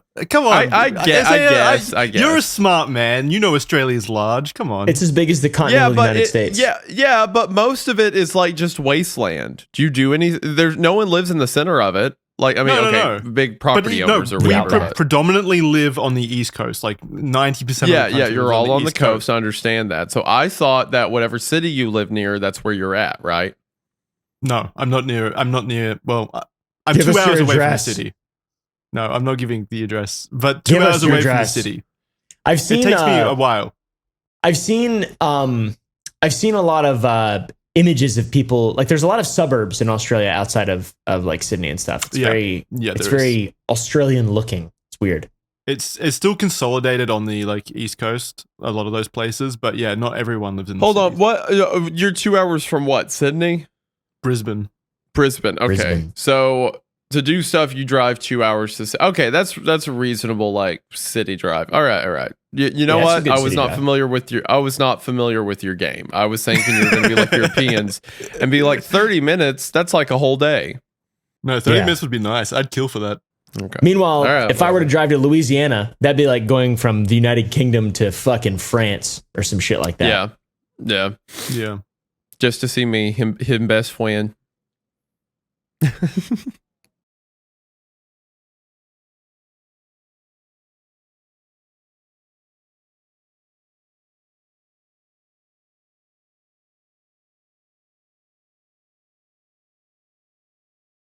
They were also a very private group, and the investigation was kept fairly secret. Nitsky closed in 2004, but research into the property did keep going until 2016, which it was sold. And now this guy owns it. Banden Fugal. Yeah, this guy. Look at this guy. This guy's way cooler. I want to see them wrestle. Bad boy. All right, I want to read about this guy and stuff. All right, so Skinwalker Ranch now. So in 2016, Skinwalker Ranch made headlines when it was sold to a mysterious shell corporation known as Adamantium Holdings LLC. It's like a Resident Evil plotline. That's cool. Well, Adamantium's the name of the metal from the Marvel movies. Yeah. I thought it was like Lord of. Wait, no, it's outside of that as well. It's like Lord of the Rings, isn't it? No, I think it's Mithril. No, wait, are you thinking of vibranium? Shield. No, vibranium. No, adamantium is refined vibranium. Know your lore. Okay, just Google. Adamantium is a virtually indestructible steel alloy named after the fabled metal adamantine of Greek mythology. The metal has its origins in the work of American metallurgist Dr. McLean during World War II when the U.S. government assigned him to military research and development. Yeah, so they took vibranium and made it in adamantium, and that's what Wolverine's like claws are made of and stuff. Yes. What about unobtainium? His bones. Unobtainium? No, that's... wait. Unobtainium is Avatar, right? Unobtainium's a joke. Unobtainium is a joke like of something you can't nonsense. get. What's the one in fucking Avatar called? I think that is unobtainium, isn't it? There's it's no like way. So dumb. It's so dumb that I think it is. I think unobtainium there's is no way. James Cameron. I just like loosely read it a little bit. Oh my gosh, you're right. It's unobtainium. That's so dumb. That's a joke. People used to be like, oh, yeah, where do you find this? Like, oh, it's made of unobtainium, meaning like you can't get a hold of it. Rare. They called the metal in there unobtainium. That's so stupid. What's the green metal called in RuneScape? Does anyone know that? Because that's what I'm thinking of. Green metal. Adamant. I guess that's kind of the same. Dude, you're just you're RuneScape pilled, bro. I don't even play. I haven't played since I was like a teenager. That's all he's got.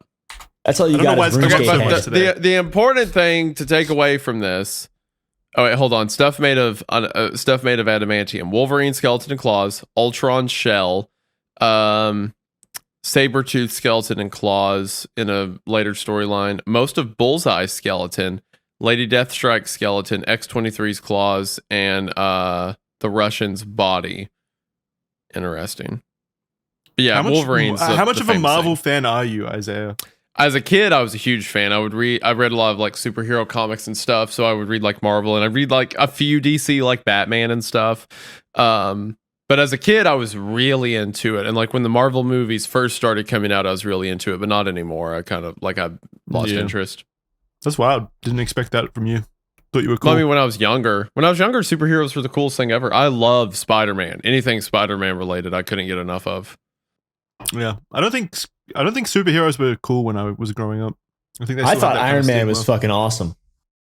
Yeah, Iron Man was cool. I remember going to see the first movie I ever saw in theaters was Spider-Man 2. But then I remember like one of my first core memories was watching. I think I was 9 years old when my dad took me to see the first Iron Man movie when it came out. And I remember like just being like, this is the peak of civilization. This is as cool as it gets. Yeah, it was good. I think the Batman trilogy is still my favorite. Batman was always my favorite. Okay, Spider-Man was my favorite as a kid. When I was like in high school, like, teenager and stuff, I thought Batman was way cooler. Yeah. I like Guardians of the Galaxy. Okay, let's move on. Let's move on. Yeah, I don't know anything about Marvel. This guy's a super nerd. He named his LLC after adamantium. I don't know. It's kind of cute. To me, that's cute. I like that. It's like fun. So he bought the shell corporation Adamantium Holdings bought the property for $4.5 million. Holy shit. Yeah, this nerd has stacks, by the way. Well, at this point, like the lore of it was so popular. We could buy that, Caleb. Me and you, we could go in on that. Yeah. Let's go in we on get 100% on it. It would take another 4 years before the mysterious owner would reveal himself. The man is Brandon Fugal. Brandon's a businessman, entrepreneur, and real estate developer who has always had an interest in the unusual and mysterious. And he purchased the property to continue investigating the paranormal sightings at the ranch. When he purchased the ranch, he took a new scientific approach into investigating the property, building a team with astrophysics, engineers, environmental scientists, and more to study and research the ranch. The paranormal activity at the ranch has allegedly not stopped. Brandon and his team have continuously monitored increasing paranormal and strange activity from unidentified aerial phenomena, electromagnetic anomalies, and unexplained health effects on humans and animals, where they would experience things like nausea, headaches, and disorientation at certain areas of the property. Kind of like that microwave, the Havana, was it Havana? Yeah, the Havana incident. Yeah, where like everyone got headaches from like a CIA microwave device. It was like this giant, it was like a infrasound ray. Yeah. So there's like theories around Skinwalker Ranch that a lot of these things are caused by maybe like a nearby military base operating that same kind of mechanism that's causing like hallucinations and stuff, and that's why the family experienced what they experienced, and why people at Skinwalker Ranch experience that, and that's why there would be no actual proof of like pictures and stuff, because they think it's real from CIA machinery, but it's not actually real.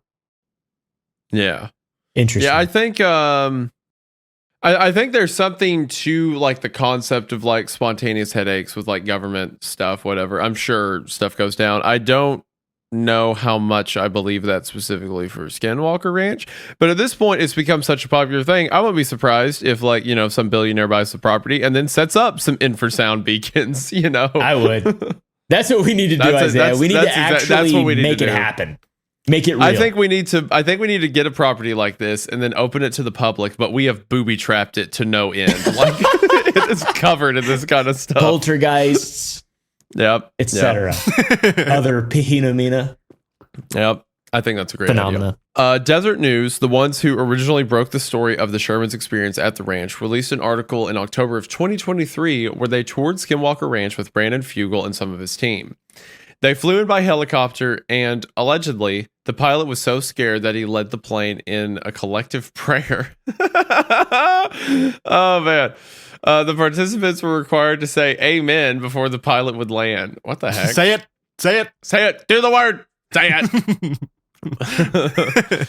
What did that go like? Were they up there and he's like, you best start believing in ghost stories? Yeah, basically. He's like, I'm too scared to land. There's too much going on down there. Too much activity.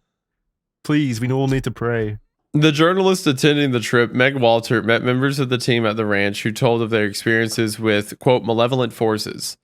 Brandon Fugal also claims that not long after he bought the property, he saw a UFO in the sky.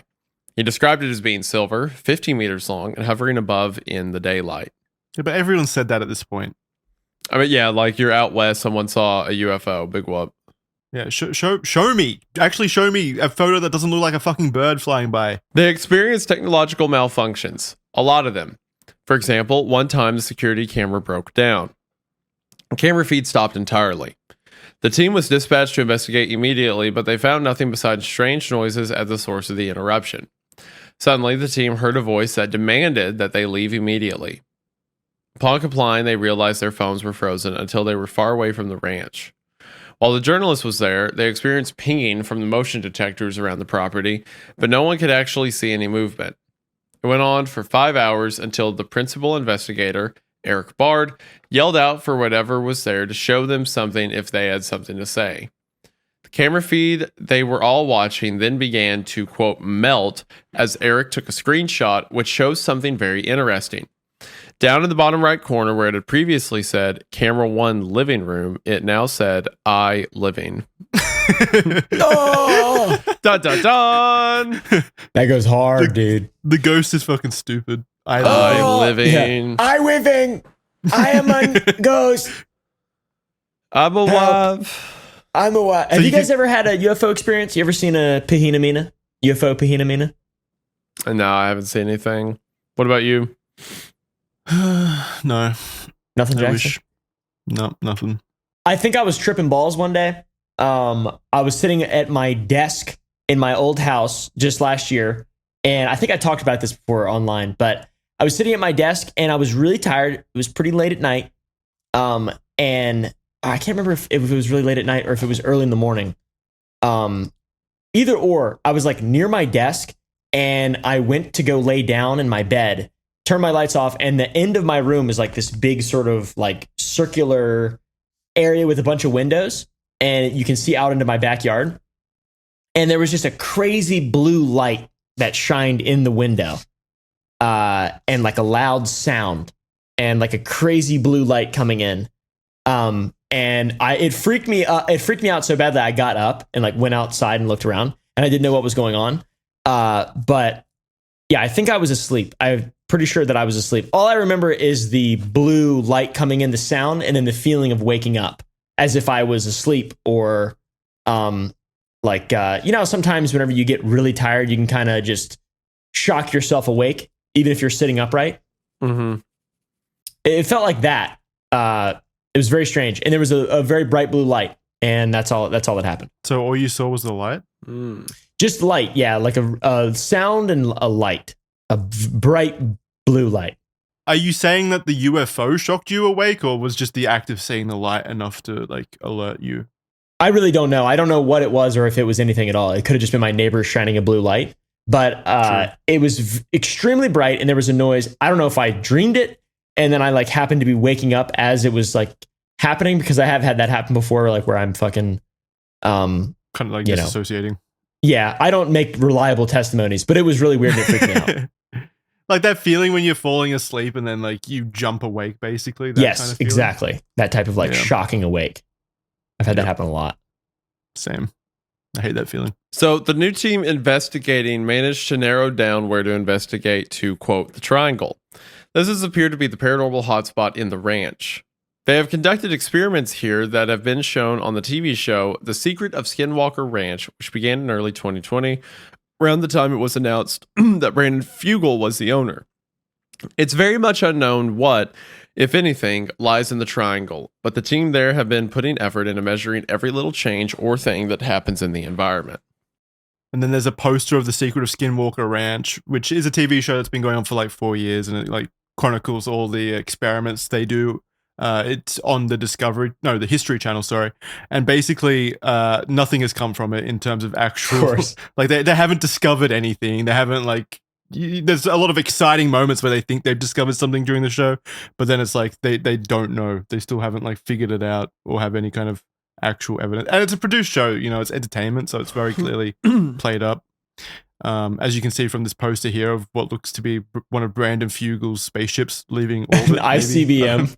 Yeah, look, the poltergeist. This is actually This is actually just a picture of Caleb seeing those blue lights, like head and all. And this is his ICBM he's using to attack. This is Brandon Fugal waging war against the aliens. He's launching missiles against them. What is, even in the context of the show, what is the rocket about? He doesn't have rockets. What the aliens don't have, well, the aliens might have rockets. It's coming from the ground. Yeah. It's like going up. Yeah. What is it's this? also a rocket. Isn't that like the whole point of it's very alien clearly a rocket, phenomena? Is like they don't use rockets. They have like element 115 and they can defy gravity. They got like beams they shoot stuff with and whatever. This is conventional warfare. He's using ballistic missiles. And occasionally they launch a JDAM. The aliens are really like throwing him off his game by firing a missile at themselves from the ground. And the missile is launching up towards 3 glowing blue lights in the sky, so he is clearly... Was he standing out there with a fucking flashlight watching this happen, by the way? I'm assuming that's him. He's not in any kind of like protective bunker or anything. Mr. He's watching Fugal. this missile strike from the ground. This kind of reminds me of Oppenheimer a little bit. I don't know why. Yeah, that's why now I am become death. Yeah. So Brandon has said he will continue to investigate the ranch, not just out of his own curiosity, but also for possible groundbreaking scientific discoveries, believing that Skinwalker Ranch is an important focus area for looking into paranormal phenomena. He does admit that he tries to look into the unusual activity with a healthy dose of skepticism, which fuels him to look into the evidence-based research to find verifiable answers to what is happening at Skinwalker Ranch. That's what he says anyway. That's what he says. It also doesn't hurt that he is profiting from the television show being filmed on the property that shows on the History Channel. Wait, it also doesn't hurt... Oh yeah, he's profiting. Yeah, duh. The show has succeeded at bringing significant attention to the ranch, which has increased its value and Fugal's ability to monetize the property through things like merchandise. So let's not pretend like there isn't an incentive for some Brandon Fugal tomfoolery. He is an entrepreneur, after all. Yeah, you guys admitted that you'd do it too. What? You're on the same page. No. What you put an R in that guy's name? We would never make a dollar. I think Caleb and I can definitively say we would never make a dollar off of the supernatural. We are purely here for the moral crusade. Proof. Yeah. That's my my northern star, my Polaris, is to prove and in the end die violently through supernatural means. Anyone out there, prove that we've made a dollar. Okay, off of supernatural. You can't. There's no way to find that out. It's unprovable. Absolutely not. It's never happened. Never happened. Pure fiction. All right, Jackson, would you like the last paragraph? I'll close it out. So what is really happening at Sherman/Skinwalker Ranch? A lot of people believe that Skinwalker Ranch is truly inundated with interdimensional beings, paranormal activities, aliens, the whole 9 yards. We can't forget about those portals. Remember they talked about portals as well? Yeah, the Shermans, stink portals. There were portals. Yeah, so it could be any dimension. I mean, the Avengers could show up from the multiverse. We don't know. True. The stories from multiple people. And did you say Deadpool? Yeah, why? I don't know, that just threw me for a loop. I don't know why that threw me for a loop, but it did. The stories from multiple people in groups over a large period of time is quite compelling. I mean, there's so much evidence and proof here. It's gotta be, right? So maybe the ranch is home to strange portals or unusual energy fields that bring in these unknown creatures that seem to haunt anyone who lives on the ranch. Or perhaps it's an alien meeting spot where transgalactic aliens come to hook up outside their own solar systems and, perform weird anal stuff, fetishes. Yes, sex. Yeah. Have you ever thought about how, like, maybe Earth is just like the sex hookup spot for aliens and that's why they come here? They're like, they know that we won't bother them. No, so because my mind is often filled with thoughts of praying and going to church and thinking of God instead of how. Well, you're missing out on the alien sex. Earth is a hot destination for that. But it's not just the paranormal and the spooky ghost stuff. There's also the Skinwalkers, who can forget, whom the ranch gained its nickname from. Could Skinwalker Ranch be cursed by entities from a Native American tribe? Strange beings like Skinwalkers have been seen around the ranch by the Shermans, only by the Shermans, which is located 400 miles north of the Navajo Nation. They are also close to the Ute territory, and apparently the Utes and Navajo were not friendly with each other. Is it possible that the paranormal activity is born from this feud? You said earlier in the show, Isaiah, that that could be a possibility with a lot of a lot of ghost stories, right? Like it's born from that kind of feud, negative energy. So maybe they were warring and stuff, and that's what caused the Skinwalker to show up. Okay, let me clarify. It could be haunted now, but if it is, it's because of the ghost of all the cows who got their buttholes ripped out by the original family trying to prove something. Yeah, the sociopathic family that's now it's haunted, but it's their fault. The Shermans, not some previous thing. Maybe the Skinwalker was trying to save the land initially from these. The Skinwalker, the alien Skinwalker thing saw the Shermans and were like, "This is pretty messed up. We should stop this." I know what they're doing to the cows. I need to stop this. So he was trying. When he latched onto the calf, he was trying to drag it away to safety. He was trying to help him. Yeah. Clearly. Could it all be a very? He's trying to drag it to his little Skinwalker UFO to get him the fuck out of there, basically. Could it all be a very long, extensive hoax or misinterpretation? Some think it could come down to natural events like weather patterns, animal behavior, and environmental anomalies which have been mistaken for supernatural activity, especially in an area already rich with mystery and legend.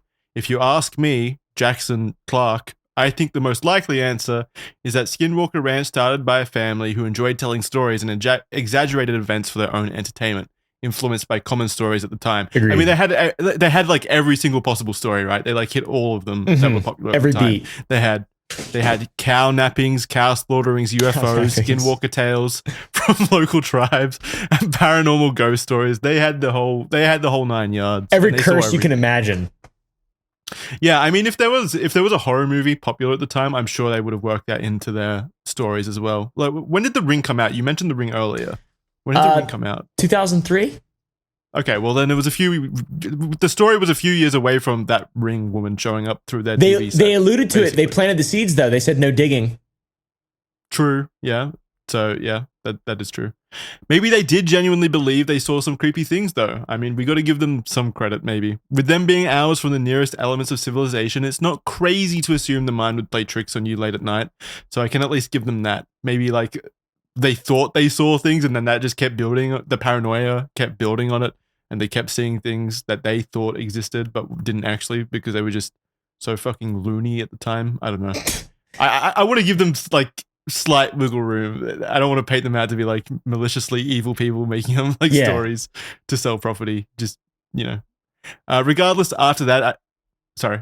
It could just be like a good bit of fun. I mean, like really, how big did they think it was going to go 20 years later? Like that's kind of where I'm at with the whole thing. It's a good, cool story. I would love to go there and like experience stuff in real life, but with all the money and all the stuff it just put into it to try and extrapolate some kind of result, and there's still no result. It's so disappointing and so just disheartening. Yeah, I mean, I hate that trope in a lot of like modern ghost stories and paranormal investigation shows. Like, there's no excuse for not having proof anymore. We have so much technology in our pockets, basically everywhere we go, and we still haven't captured anything compelling. It's sad. Yeah, it's convenient. I mean, there is some compelling like stuff out there for UFOs, definitely, especially now with like the whistleblowers from the government and stuff. But I would still like to see far more proof, obviously. What was I going to say though? I was going to say like, I think it's probably likely that they were just having fun, and then they realized that they could just flip the property due to the fun that they were having, so they still did that. I don't think that makes them evil, really. If someone wanted to buy the property. Life is more fun and better and has more meaning if all the stuff is true. So that's where I believe. That's where I'm at. Yeah, I like having fun with this stuff, so I want to believe that it's true anyway. Regardless, after that, I think the family used the perception of the area to sell to an interested and eccentric businessman who probably wasted a lot of time and money before passing on the bag to another eccentric businessman who smelled the opportunity for a successful TV show around the concept, which is what happened, basically. So I think the first businessman who bought it from the family for $200,000, I think he genuinely did believe it and probably did waste a lot of money trying to prove it, because there was no real benefit to him with the whole Nidski thing. Like, it definitely seemed more like a passion project. Whereas the second time around with this new billionaire, whatever his name is, Brandon Fugal, when he bought it, like that's when the whole like commercialization of the whole Ranch came into effect with like the TV show and stuff like that. Yeah. Where he benefited, obviously. So I don't think he believes it. I think he's having a lot of financial success with it. So he's probably like just playing off it. But yeah, I think the only innocent person in this is probably the Nitsky guy who actually probably believed in and got scammed by the family a little bit, maybe. But yeah, that's where I'm at. How about you guys? I think that by the time it comes along to Brandon, I think Brandon knew what he was getting into, knew he could make money off of it, talk about it. And I think it's a lot of fun. I like the legend of Skinwalker Ranch. I like the idea that it's kept alive. Like Caleb said, it's more fun if it's real, right? So I like that the legend continues. Like people tell stories about. I would love to visit. I would love to go out there and kind of have a creepy time, talk about stories and stuff. I think it would be awesome. Is it real? Probably not. I definitely think the Sherman family was being kind of, like what's the word for it? Dishonest in their behavior and stuff. But I think the rolling guys are just I think they're just having a good time with it, and I'm all about that. I mean, look, we're on the red thread, so basically, exactly. I think all of it's real, and you should fear the ghosts that are out there. Yeah, same. Yeah, I would like to make a red thread like mystery ourselves, like an actual red thread ranch, maybe. Hey, well, we already. I had like I just, for those who don't know, I just got back from the first couple links of a movie tour I did, and I had like several people be like, "So is it true that Charlie is a serial killer?" And I'm like, "Absolutely, 100%." I hope the authorities catch up with him. But it's sad, because he was my friend and all that. But I can't just support murdering people like that. No, he's evil. So of course, I love the idea of spreading misinformation for the purpose of having fun. I think that's a great idea. Yeah, and it's even better now that Charlie's not here to defend himself as well. Exactly. Now we can say whatever we want about him. Oh, someone also came up to me, Jackson, and said, "Did you two kick Charlie off because of the rule of two?" Yeah, for Caleb, you wouldn't know about the rule of two yet. Yeah, it's a reference in the show. Well, it was Charlie, really, right? He was the one that always brought up the references, and now we got no references, Caleb. There's no references. I'm gonna have to become a reference guy. Yeah. Okay. Well, you did good, Isaiah. You brought up Marvel or whatever. You're right. I did. Yeah, that was good. I'm pulling the Adamantium. Slack. That was good. So who's gonna carry the boats if not me? I have to carry. Charlie the boats. would have been proud. He's smiling down at me from serial killer heaven with big thumbs up. I'm the chicken guy now. He's the chicken guy now. he's the chicken and business guy. Yeah, you're the guy that rips out the anuses from chickens or whatever it is you do. Yeah, they come out real Bird easy. Hate. Yeah, just like the heads that's or so whatever nasty. you say. Oh my gosh! Yeah, but leave the chickens alone, Caleb. I can't endorse this. They're delicious. Right. Did you say what your theory was, Caleb? Do you have anything to add, or are you done? I mean, yeah, I think it's right in there. I love this stuff, and I will always hope that it's true, but I will once again try to always approach it from like a reasonable perspective. Like I don't really get scared about any of this stuff because I'm coming at it. It's more of just like I wish that'd be true. I want it to be so cool. It would be so cool if the world was this interesting. Dude, it would be so badass. I want it all to be real. Everything, all of it. I want to see a wolf-like creature. I want to pet it. I want it to attack one of my cow. Like if any of this stuff, if 1% of anything we just talked about happened to me on my ranch, my life would be 100 times better. If 1% of it happened. Yeah, agreed. I'm in. I'm balls deep. It sucks. It sucks. I wish I could like forego all like need for logic and proof and stuff and just willingly like fully believe and buy into this stuff because it would be so fun. It would be so fun, man. I think, in my opinion, that thing that Caleb just said is true. I try to approach it reasonably with facts and logic. So because of that, I can definitively say this is all real and true. Good. There you go. We've seen enough. Yep. We saw enough. Happened. Yep, we saw enough. We saw enough by saying nothing at all. Exactly. Hey, if it's good enough for Post Malone, it's good enough for me. Exactly. That's what I like to say. Words to live by. All right, that's going to do it for this week's episode of Red Thread. Thank you very much for joining us. Really appreciate it. Thanks to the sponsors of this episode for supporting the show. Really does mean a lot to all of us. You guys got anything else? Shout out your stuff, Caleb, Isaiah. Take turns though, not all at once, please. All right, Caleb. Isaiah, you just went on a movie tour. I did just go on a movie tour. Well, don't shout out his stuff. You shout out your stuff, and then you shout out your stuff. You go first. I'll talk about the movie tour and stuff. Sour Boys Man. Candy Sour Man. Boys, candy. Go to sour.gg. Buy candy. That's all I give a shit about. Buy some candy, dude. It's awesome. Buy some candy. It is good candy. I do enjoy his candy. It's not made out of caloriness. I just did the first couple shows of a movie tour. We hit New York and Tampa. It was a great time. Got to meet several hundred of you all. It was awesome. Signed some posters, showed the movie. Everyone seemed to like the movie. Both theaters got like full credit applause, everyone clapping and cheering and stuff. So it means a lot to work on a project for so long and have that kind of reaction to it. It means the world. There's 2 more legs of the show left. There is one in LA, which I think sold out. I'm pretty sure there may be like 4 seats left. And then there's Dallas on September 8th that still has, I think, like 50 seats or something like that. So if you're interested, you can still get in on those at x1entertainment.com/stalker tour. But yeah, the support for it's been great. The full thing will be out on YouTube. We're actually doing a promo where you can watch it early if you buy one of the posters that's going to be dropped through Invis. But if you just want to wait and watch it on YouTube when it comes out, it'll come out around Halloween. Will it be on its own channel or will it be on yours? It'll be on Evan Royalty's channel. So it'll be on Evan's channel. And then otherwise, this shirt that I'm wearing right now, the do with that what you will shirt, I think it's got like a few days left to buy. So if you want this shirt, get it at wendigoon.shop before it's gone forever. So yeah, that's all the stuff I have to shill. Yeah, how exciting was it actually showing off the movie? Yeah, oh my gosh, dude. You work on something for 2.5 years and then like you get up that because like at both shows I would give a speech on stage about like, this was a labor of love. Thank you who supported the Kickstarter. And then people are watching the movie and they're oohing and eyeing and they're into it. And like the gore scenes and the fear scenes make people jump and stuff like that.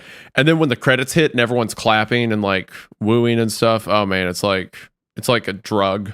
Yeah, it must be super humbling.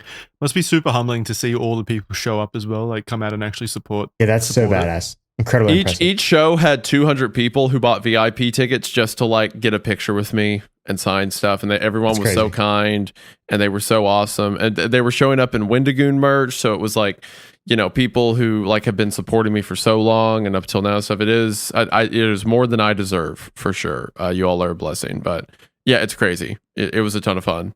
What about when? Wait, I shouldn't say that, should I? I don't want to spoil any of the movie. Yeah, cut that line. Cut that out. I will say, so Whoops. you can censor what he said, and I can leave this. Well, at the New York show, when that happened, everyone cheered and clapped and stuff. Oh, that's awesome, dude. That's exactly what I was going forward. Is like, what was the reaction to that? That's really cool. Yeah, everyone was like, "Woo, let's go!" Whatever. Yeah, like clapping and stuff. It was great. That's cool. That's so cool. Cute. It's awesome. All right, I'm proud of you. That's super awesome. Thank you. That's gonna do it for this episode of Red Thread. Thank you very much for being here and listening to Red Thread, making it what it is. Really do appreciate it. You guys are the best. Thank you very much. We'll see you next time. Bye. Thank you all for watching. Bye-bye.